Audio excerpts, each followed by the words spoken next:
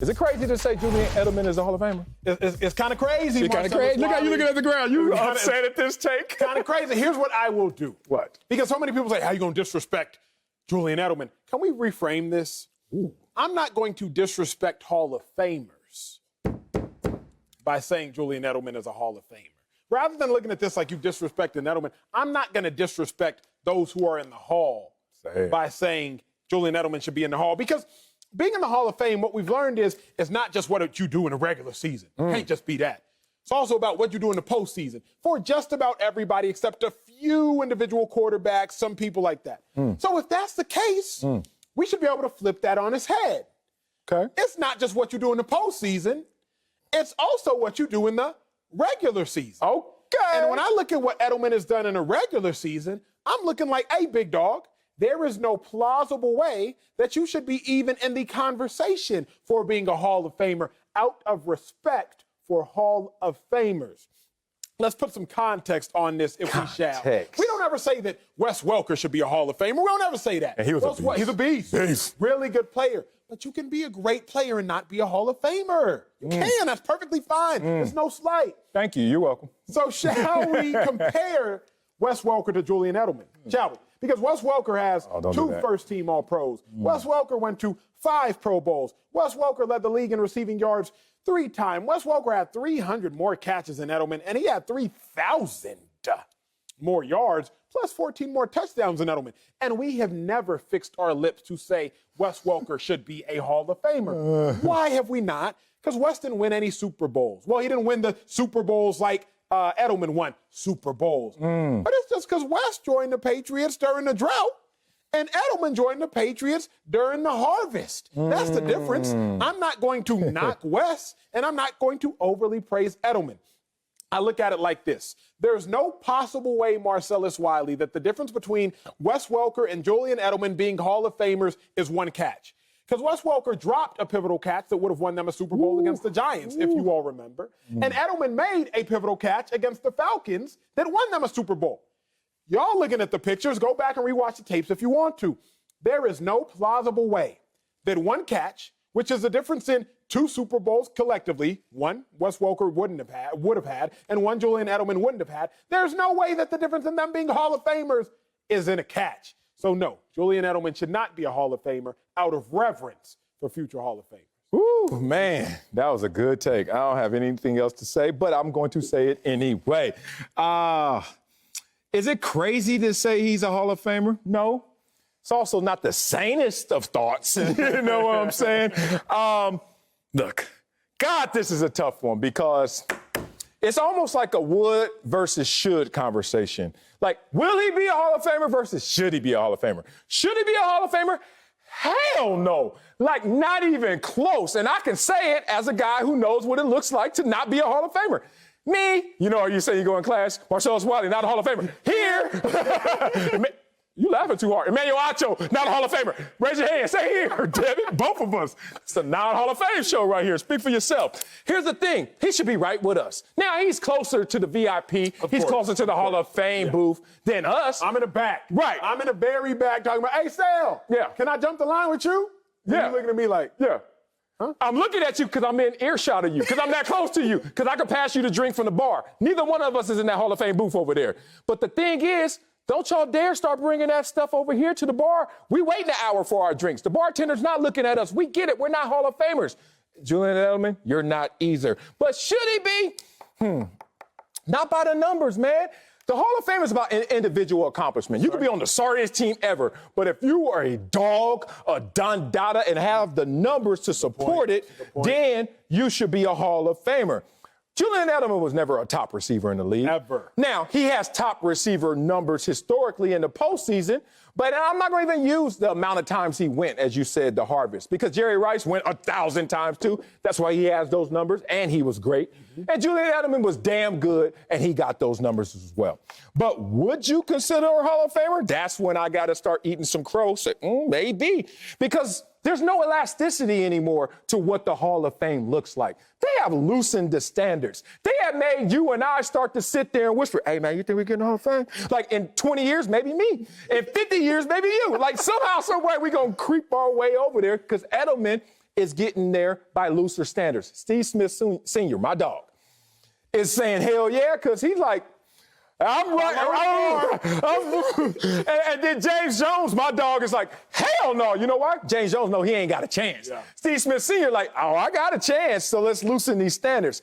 Interesting how this is all playing out. Got to bring in our own non-NFL Hall of Famer, wide receiver, Fox NFL analyst, Greg Jennings, but he is a Super Bowl champion. So, Greg, is it crazy to say Edelman is a Hall of Famer? It is not crazy. However, man, I agree with you, Marcellus. Like, the only reason why it's not crazy is because of the standards and what we really view. We view the body of work. And unfortunately, for so many of us, our body of work exists in the regular season.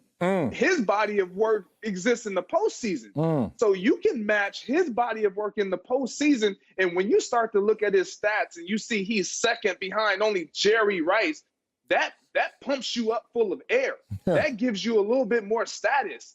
But when you do what Acho is talking about, when you flip that thing upside down and you just look at his numbers in the regular season, and you do a blind assessment and you show somebody his numbers, you're like, is this a Hall of Famer?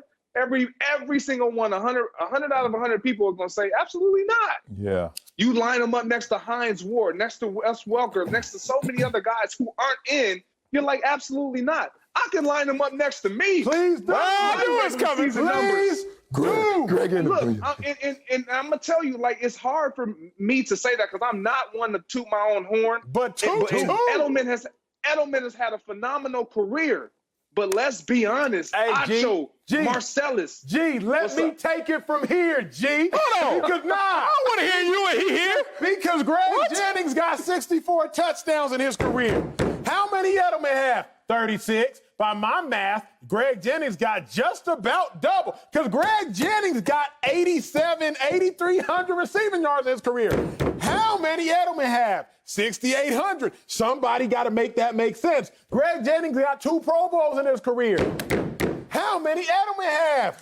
None. So I even got one, damn it. Greg got a Super Bowl. Edelman got a couple Super Bowls. If Edelman in the Hall of Fame, if he is, then all of a sudden, somebody got to have a conversation about my dog, Greg Jennings. I'll be the one to have that conversation. But if Greg got several more touchdowns, more receiving yards, Greg got a Super Bowl, Edelman has a couple more Super Bowls. Greg has a couple more Pro Bowls. If Edelman in the Hall of Fame, then everybody got to start sitting here and looking like, wait a second now. Because if I'm Greg, that's why I got to speak for you, Greg. I ain't want you to be called cocky and egotistical and arrogant. Why not? I'm going to do it for you. He is cocky. My dog Greg got double the touchdown sale. My dog Greg got 1,500 more yards. What are we talking about? If Edelman in the Hall, then you got to start thinking about, well, should Greg Jennings be in the Hall? That's all I'm going to say. Sorry. Damn, he served that up on a platter. Keep going, Greg. I mean, you did, and I appreciate it. But here's what I would say in defense of Edelman. When you look at the Patriots, in defense, and this is why I say someone can argue it. If you look at the Patriots and their success, can you tell the story of the New England Patriots and their success and eliminate what Julian Edelman has done? You can't. It's a good point. You can't. And so when you tell that story, you're going to bring up his catches. You're going to bring up the fact that he has a Super Bowl MVP. And he particularly in that Super Bowl won that game for them and was their offense. And so he was such an integral and valuable part of what they did offensively. However, even being that, he was never the guy. It was always someone else, Gronkowski specifically. And so when you look at that, it's hard for somebody who played that position and who knows what a Hall of Famer looked like and can look in this lens and tell you, I don't meet that requirement. So how in the world am I going to say he does? Like, I get it. I'm all about the support of my fellow guys and their fraternity of wide receiver. But man, by the standards of what we all live by, that ain't cutting it, boss. But here's my thing, G. I can't overly credit somebody for being in the right place at the right time. We've all seen those movies where somebody puts coins into a casino slot machine. Okay. Then somebody comes by the slot machine and pulls the lever, and all of a sudden they win the mega prize. Julian Edelman went to the slot machine, G, because before there was Edelman, there was a Wes Welker. There was also a Chris Hogan. There was always somebody in the slot who was going ball. Now, we can either say Edelman is phenomenal, Hogan was phenomenal when he was there doing things for a bit, Welker was phenomenal when he was there doing things for a bit, or we can all be like, man, you know what? Tom Brady be making them dudes. We do this on the reverse. We say all these first-round quarterbacks are sorry, when in fact, are they really sorry, or do they go to sorry organizations? So in the same breath, shouldn't we be able to have the mental resilience and say, are all these dudes that great? Or was Tom Brady making them that great? So I'm just not going to say that he should be a Hall of Famer because he happened to be in the right place at the right time. Damn. Greg had 2 Super Bowl touchdowns. Edelman only 1. So, look, we can keep going like that, but it's on me to push back. I got to give him some credit, though. Why is this a conversation? Why are we so animated? Why are we sitting here declaring that he is, but he may not should be in that conversation? Because he's went to 3 Super Bowls, won those 3 Super Bowls. 2 of those 3 Super Bowls, you would say that without Edelman, I don't know if they win them, including that fingertip catch. Being real about that, okay? So then if you don't have that, do you even say Tom Brady's the GOAT? And if you don't have that, do you say that the Patriots are the dynasty? If you don't have that, you're not telling the story of football in reality. However, it's not about talking about Greg Jennings and pumping him up. And we know Greg Jennings is a better receiver than Julian Edelman. Let's stop. Let's talk about guys who are in the Hall of Fame that Julian Edelman may be a little better than. Now, this is a different era, and this is a top receiver of his time. But Lynn Swann, I love and respect me some Lynn Swann. But you know who had more catches than Lynn Swann? Julian Edelman, almost double. Want to have more receiving yards than Lynn Swann? Julian Edelman. Uh-oh. Now, I said that already. But hold on. No, I can't let you do this. I cannot let you do this, Marcellus. You know why you can let me do this? Because if any group wants to say you're a part of this club or not, the first question you should ask yourself is, am I better than the worst one in there? And if I'm better than the worst one already in that exclusive club, hey, bro, you better make some room or kick one of them out, and we know they're not kicking one of them out. And I'm not done with the categories he's better than Swann in, so that's my point. Better is relative, and you know it. Because right now, the limited monetary amount that I have would probably make me one of the richest men in America back in the 1900s. With my limited amount of money that I have, I'd probably be one of the richest. But times have changed. So now where do I fall as far as wealth in America? In the same breath, Lynn Swann, back then, his stats will pale in comparison to Julian Edelman because the currency has changed as far as passing the football. Don't come out here lying to these people, Marcellus. Well, the currency ain't changed, just the inflation that has changed what the currency's value. I get what you're saying, but the point of it is, it's more to it. And I know it's a different era, and I know Lynn Swann was a better receiver of his era than Julian Edelman is. But if I'm Julian Edelman, who was at the bar with us, he said, man, I'm going to leave Acho alone, leave Marcellus alone, walking past, going to the VIP Hall of Fame, see Greg Jennings, what's up, dog? I'm going to pass you up, too, because you ain't getting in. And then Julian Edelman gets to the rope.